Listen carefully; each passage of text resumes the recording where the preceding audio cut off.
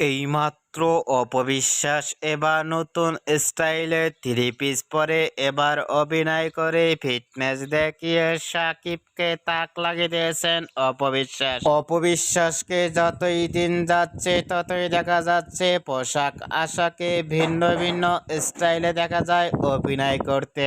Three piece পরে এবার অভিনয় করে ইতিমধ্যেই মঞ্চ কাঁপালেন চিত্রনায়িকা অপবিশ্বাস, যা দেখে ইতিমধ্যেও সোশ্যাল মিডিয়ায় আলোচনায় ট্রেন্ডিং দেখালো অপবিশ্বাসকে নিয়ে।